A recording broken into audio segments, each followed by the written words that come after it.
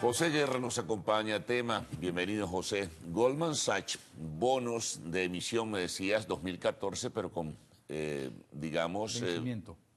Claro, hacia el 2022, ¿no? Bueno, explícanos los detalles, entramos luego en las precisiones. Bueno, Carlos, verdad que agradecido estar acá en Televen, al canal por la oportunidad, y aprovecho para darle un saludo a la gente del Coche, del Valle, Santa Rosalía, a todos esos sectores que me hicieron diputado y estoy aquí por ellos para explicar esta situación. Las cuentas son las siguientes. Es importante que el país conozca esto porque se ha producido un daño fundamental al patrimonio público. Venezuela, PDVSA, emitió unos bonos en el 2014, que va a implicar que es un bono. Un bono es un título, valor, un papel que se le da a una persona y él tiene cuánto vale el bono, cuánto interés paga y en qué tiempo se vence. Es como una promesa de pago. Lo compra alguien y alguien lo emite. Ese bono lo emitió PDVSA y lo compró el Banco Central. Vean la operación. Negociación, Banco Central de Venezuela, Goldman Sachs. ¿Qué es Goldman Sachs? Goldman Sachs es un banco de los Estados Unidos, tal vez el banco de inversión más grande del mundo. Goldman Sachs reside en la ciudad de Nueva York y en los Estados Unidos. Había bonos por 2.800 millones de dólares. Estos bonos por 2.800 millones de dólares son vendidos por el Banco Central a Goldman Sachs. Goldman Sachs le paga al Banco Central por los 2.800 millones, ¿le paga cuánto? Le paga 865 millones. Quiere decir que Goldman Sachs le compró al Banco Central esos bonos con un descuento de casi 70%. 70%. Pero las cuentas que están llegando ahora son las siguientes. De ese monto, el valor que recibió el Banco Central, que es el que tenía el bono, es de 760 millones. Es decir, por cada 100 dólares que tenía el Banco Central, apenas recibió 27. Es decir, el descuento fue casi 70%. O sea, fue mayor de lo que se había dicho del 69 y tantos por ciento. Claro, porque tienes que tomar en cuenta lo que efectivamente registró el Banco Central. Entonces yo quiero poner esta otra lámina, donde está el resumen de la operación, y para que el país sepa qué fue lo que pasó con esto acá, ¿no? Bueno, en esta operación que involucra al Banco Central, al presidente del Banco Central, Sanguino, y al Banco de Inversión, Goldman Sachs, se usaron unos intermediarios, y esos intermediarios se ganaron, yo creo que en medio minuto, más o menos, 109 millones de dólares en comisiones. Es el grupo Dinosaurio con sede en Londres. Este es un grupo Dinosaurio. Donde hay un venezolano. Hay un venezolano, pero yo creo que ellos tienen conexiones en el Banco Central. Porque ¿cómo llega ese grupo Dinosaurio al Banco Central? No es porque sean unos dinosaurios grandes, tiranosaurios, rex, no. Tal vez por el apetito que tenían de esos bonos. Yo creo que tiene que haber alguien en el Banco Central o varios que le abrieron la puerta a ese fondo. Pero con la reciente directiva o la anterior directiva. Yo creo que de las dos. Yo creo que las dos, eso es objeto de una investigación. En consecuencia, y aquí voy a terminar con los números, la tasa de ganancia, el rendimiento de la operación para Goldman Sachs fue 42%. Carlos, 42% en el mercado financiero no se lo gana nadie en ningún país del mundo. Nadie. 42%. O sea que fue una desproporción, una desmesura, fue grotesco. Bueno, aquí pasa lo siguiente. Claro, la operación es legal, ¿no? Bueno, como tal en el mercado financiero. Sí, porque es una operación de compra de bonos, no son bonos de la República de Venezuela, sino bonos de PDVSA. Pero, perdón, Carlos, aquí hay esto es lo que se llama en los mercados financieros, un precio vil. Porque el Banco Central, que es el dueño de los bonos, de esos papeles, recibió apenas 27 centavos de dólar por cada dólar que costaba el papel. Claro. Es decir, aquí lo que hubo fue un daño inmenso al patrimonio público nacional gestado por esta operación. Pero hay otros dos aspectos de este tramado que es importante que se conozca. Hay aquí aspectos técnicos que no voy a entrar en detalle. Había bonos que se parecían a ese bono de PDVSA 2022, que en ese momento, este lunes que pasó, cuando se hicieron la valoración de esos bonos en el mercado, el bono costaba 42%. Si el bono está costando 42%, ¿cómo es que tú estás vendiendo a 31%? O sea, un papel que cuesta, es como si yo tuviese una casa. Ahí está el negocio, pudiera sospecharse. Ahí está.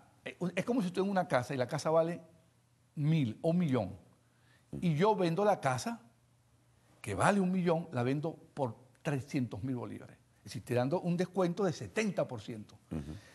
Y entonces la vuelvo a vender y pido una rebaja. Es decir, pero aquí se le ha causado un daño al patrimonio público de manera fundamental, comprometiendo las finanzas públicas y teniendo ahora la República que arrear con una deuda a lo largo de un periodo considerable. Porque si el bono se estaba cotizando a 43, o entre 43 y 42, ¿cómo es que tú lo vendes a 31?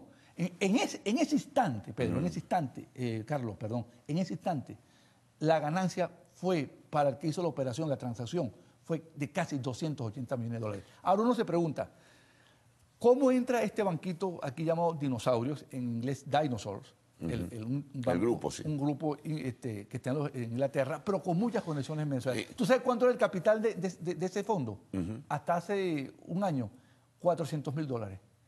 Y aparece comprando bonos a Venezuela por 865 millones de dólares. Hay un entramado como por supuesto que es pero bueno es saber todo con nombre y apellido, ¿no? En el desarrollo de la investigación, quiénes son los responsables, quiénes están vinculados a ese grupo Dinosaurio en Londres. Bueno, obviamente que la primera persona a la cual hay que dirigir la investigación es a Ricardo Sanguino, presidente del Banco Central, por esta operación que ha afectado el patrimonio público nacional. ¿En qué benefició a la República? No, nada, nada, Carlos, te estoy diciendo. La República dio 200... No, la justificación nutrió algo las reservas internacionales en 800 y tantos millones de dólares, o 700... Ni eso siquiera. Es que el Banco Central no entró todo el dinero y hay una parte del dinero que está flotando hoy que no se sabe dónde está. Pero el punto fundamental es que ¿por qué la República de Venezuela en esta situación liquida a precio de gallina flaca unos bonos que cuestan 2.800 millones de dólares y los remata a 865 millones de dólares, de lo cual una parte nada más del Banco Central? Ahora, pero hay un aspecto que poco se ha mencionado y yo quiero elaborar sobre esto. Y es el siguiente. Venezuela, el gobierno, tiene una deuda con empresas farmacéuticas, con las empresas de alimentos. De hecho, hay plantas alimenticias que están paradas hoy porque no ha llegado la harina de maíz, entre otros. Es una deuda considerable. La farmacéutica es una deuda, y por eso es que no hay medicina, de unos 2.000 millones de dólares. Si el gobierno venezolano le hubiese dicho a los farmacéuticos, aquí están los bonos, 2.800 millones de dólares, como parte del pago que le tenemos, ¿qué hubiesen hecho esas empresas farmacéuticas? Hubiesen ido al mercado internacional a vender los bonos y lo hubieran vendido ¿a cuánto? A 43%, con lo cual la República hubiese saldado la deuda con las empresas farmacéuticas y hubiese empezado a llegar las medicinas a Venezuela. Pues no cogieron ese camino, se fueron por este otro. Entonces uno se pregunta, hay un negocio, uno se pregunta ¿cómo es que si un bono está costando 43% y usted puede pagar una deuda con ese bono a ciertas empresas, usted lo regala prácticamente a 31% de su valor, con un descuento gigantesco por un país? Entonces, el origen de todo esto, ¿de dónde viene? El origen de todo esto viene, Pedro, porque el gobierno cometió un error gravísimo el año pasado, que yo se los advertí. Le dije, señores, traigan a la Asamblea Nacional la ley de presupuesto y la ley de endeudamiento, porque si no lo traen, van a tener problemas de financiamiento y ahí está el resultado. Como no pueden financiarse los mercados... Ahora, Goldman Sachs, ¿por qué hace esa operación a sabiendas que eso tiene, por supuesto, que un basamento legal, ¿no?, que tiene que pasar por la Asamblea Nacional? Más allá de que el gobierno considere que está en desacato por decisión del TSJ, ¿por qué Goldman Sachs asume eso a sabiendas que hay un problema legal de por medio? Porque Goldman Sachs vio la oportunidad de un país en una situación de precariedad extrema desde el punto de vista de la finanza y exprimió a ese país. Pero el problema no es Goldman Sachs nada más. El problema es el gobierno venezolano que nos llevó a Goldman Sachs.